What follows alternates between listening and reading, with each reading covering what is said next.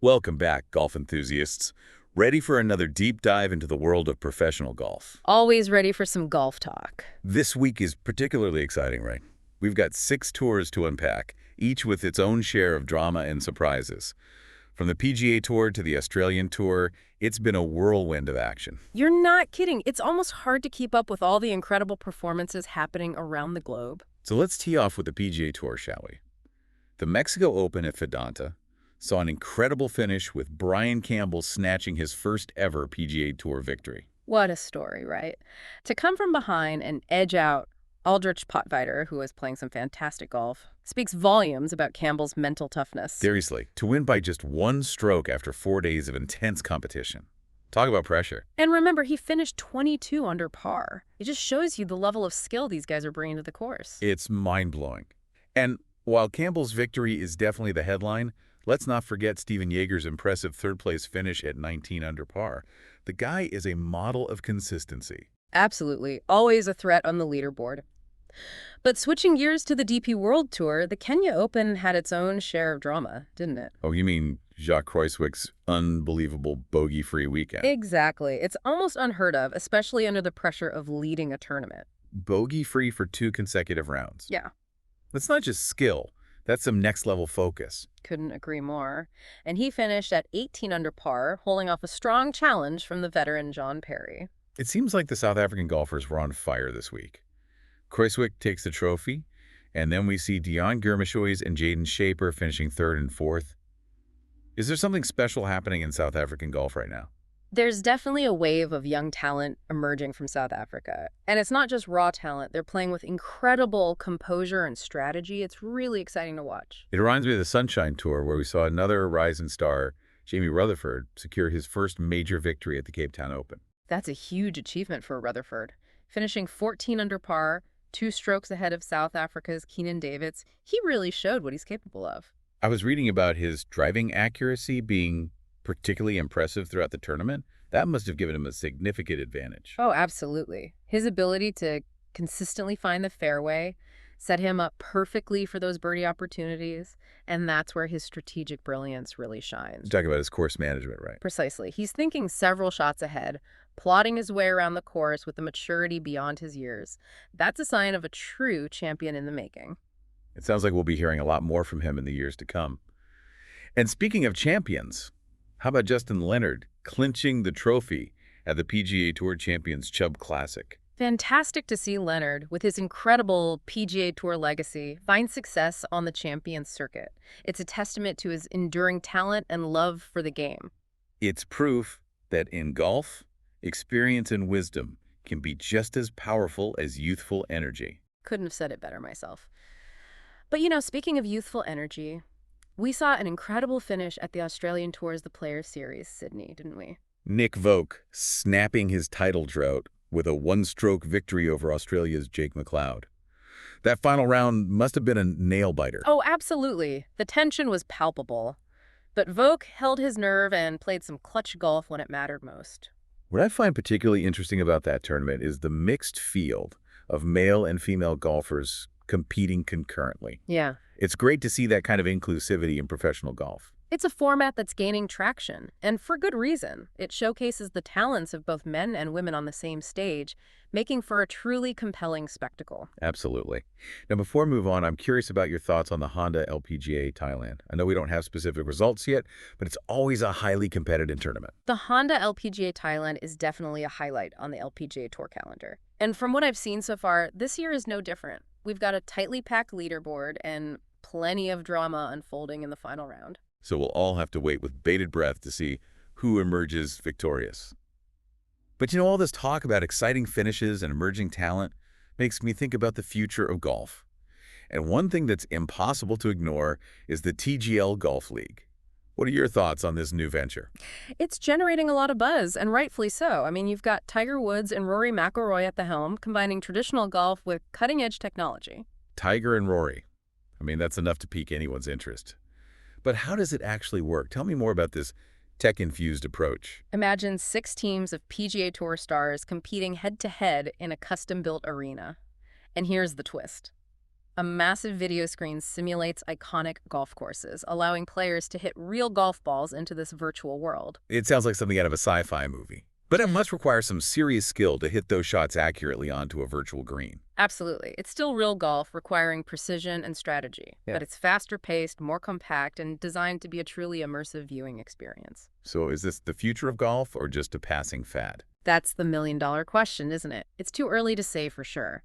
Some see it as the key to attracting a new generation of fans, while others worry about alienating traditionalists. It sounds like a balancing act. How do you appeal to a younger audience without sacrificing the core values that make golf so unique? That's the challenge, and it will be fascinating to see how the TGL navigates that. But before we dive too deep into the future, let's not forget about the upcoming events on the traditional tours. You're right. There's still plenty of exciting golf to be played in the coming weeks, both in the virtual and the real world. The PGA Tour has some historic tournaments coming up. The Cognizant Classic and the Arnold Palmer Invitational, both sure to draw a star-studded field. And let's not forget about the LPGA Tour continuing its incredible season with a series of events that showcase the best female golfers in the world. It's an exciting time to be a golf fan. We've got tradition, innovation, and a global community of players and fans all coming together to celebrate this amazing sport. It really makes you think, doesn't it? With this whole TGL thing, could we be seeing like a turning point for golf? Yeah, I see where you're coming from. It's like you've got these two sides, the traditionalists who love the history and the etiquette, and then you've got those who are like, let's shake things up, modernize a bit. Great. And that tension isn't necessarily a bad thing. I mean, sometimes you need a little push to, evolve and grow. Look at the TGL's focus on speed and tech, for example. Could that influence the way regular tournaments are run? Like, could we see shorter rounds, more interactive stuff, maybe even changes to the scoring system, all to, get more people interested? That's interesting. But some people might say that golf's slower pace is part of its appeal. It's that kind of game that rewards patience, precision, not just like raw power or speed. Oh, definitely. There are definitely folks who love that traditional style. But, younger generations, they're different. Their attention spans are just not the same. They're used to things happening quickly. So if golf wants to stay relevant, it has to adapt, but without, losing its heart. So it's about finding a balance. Yeah. Right. You keep those core values, but maybe sprinkle in some of that TGL magic. Exactly. Find that sweet spot where tradition and innovation can work together. And who knows, maybe the TGL can learn a thing or two from the established tours too, Bring in some of those historic stories, the rivalries, the stuff that gives golf its depth.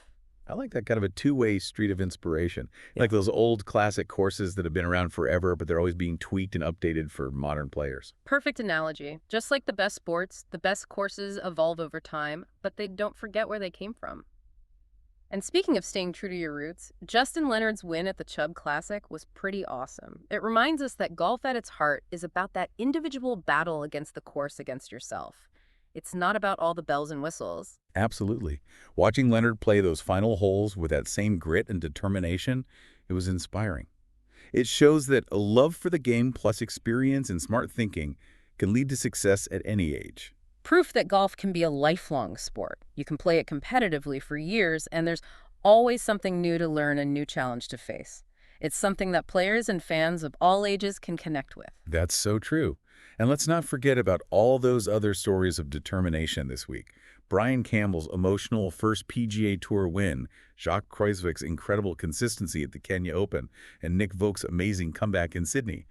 These are the stories that remind us why we love golf, the human element, the surprises, the moments of brilliance. Those are the stories that stay with you. They're about the human spirit, the drive to overcome obstacles and achieve something great. And in a way, those stories are just as important as all the technological stuff and format changes we've been talking about. Totally agree. It's the human element, the passion, the skill, the stories that make golf so captivating. So here's a question. What advice would you give someone who's just starting to get into golf? Where do they even begin? That's a great question. Honestly, the best way to start is just to get out there and experience it for yourself. Find a local course, maybe take a lesson or two, and just enjoy hitting the ball, being outside. There's something so relaxing and rewarding about golf, even if you're not, a natural right away. I love that. It's about the experience connecting with the game, not just about scores and winning.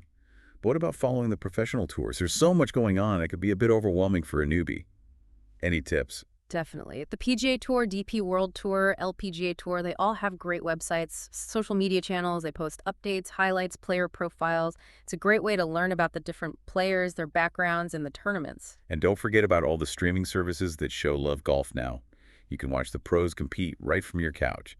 It's a great way to learn the finer points of the game and appreciate their skill. Exactly.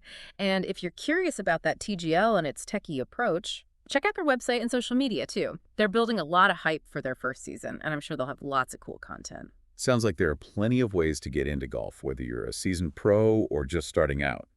But it's important to remember that golf is more than just a game. It's a community, a culture, even a way of life for some. And that's something that goes beyond any specific format or technology. Well said. Golf has such a rich history, and it's played all over the world. It's a sport that people from all walks of life can enjoy. As we move into this new era of golf with all its changes and possibilities, it's important to hold on to those core values that make the game so special. But I'm curious, what stood out to you the most this week? What's really caught your attention? For me, it's got to be those young, super talented golfers like Jamie Rutherford. Watching him play with so much confidence and strategy, it's like you're seeing the future of golf right in front of you. It's pretty exciting. Couldn't agree more. There's a real sense of anticipation, like we're on the verge of something big in the golf world. And that's what makes these deep dives so interesting. We're not just talking about scores. We're exploring the stories, the trends, the personalities that shape the sport. And don't forget how global golf is. We've talked about tournaments in Mexico, Kenya, Thailand, South Africa, the U.S., Australia, all in 1 week.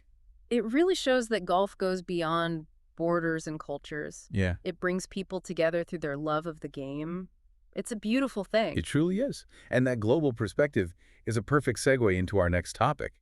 So we were just talking about golf's global reach, and it gets me thinking about the role golf plays in, bringing different cultures together. Yeah, it's pretty amazing how golf tournaments are becoming more than just about, who wins. Sure. They're like these platforms for cultural exchange, for showing the world what different countries and cultures are all about. Like take the Kenya Open, for example. Oh, yeah, good one. It's not just about the golf. It's about showing off Kenya's natural beauty, its culture, its people. And that kind of exposure can have a real impact, boost tourism, create partnerships, and even change people's perceptions about different parts of the world. It's like golf is this unexpected ambassador for cultural understanding. Exactly. And it goes beyond just the touristy stuff, too. Really? How so? A lot of tournaments are teaming up with local organizations to, help the community promote education, address environmental issues.